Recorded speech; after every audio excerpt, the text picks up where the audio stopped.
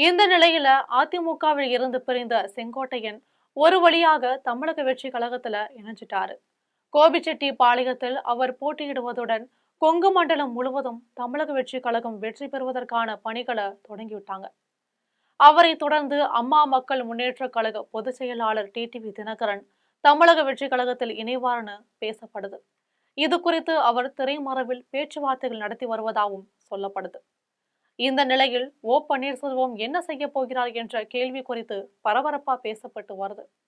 அதிமுகவுடன் மீண்டும் ஒருங்கிணைய வாய்ப்பில்லை என்ற சூழ்நிலையில ஏற்கனவே பாரதிய ஜனதா கட்சியில் இருந்து விலகுவதா அறிவிச்சிட்டாரு. இதை தொடர்ந்து தமிழக வெற்றி கழகத்துல இணைவதா பேசப்பட்டது. ஆனால் தற்போதைய சூழ்நிலையில பன்னீர்செல்வம் அந்த முடிவையும் கைவிட்டதா தெரியுது. ஏதாவது ஒரு கட்சியுடன் இணைவதை விட புதிதாக ஒரு கட்சியை ஆரம்பித்து கூட்டணி வைக்கலாம் என பன்னீர்செல்வம் முடிவு எடுத்திருக்காரு. அந்த வகையில புதிய கட்சி தொடங்குவதற்கான முன்னேற்பாடுகளை பன்னீர்செல்வம் ஏற்கனவே தொடங்கிட்டார். தனியாக ஒரு அலுவலகம் அமைப்பது தொடர்பாக தற்போது ஆலோசனைகள் நடைபெற்று வருது.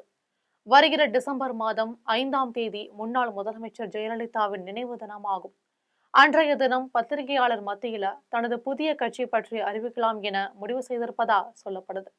இதற்கிடையே இன்னும் 2 வாரத்தில் யாருடன் கூட்டணி என்ற தகவலையும் அடுத்த கட்டமா அவர் அறிவிக்கப் போவதாக சொல்லப்படுது.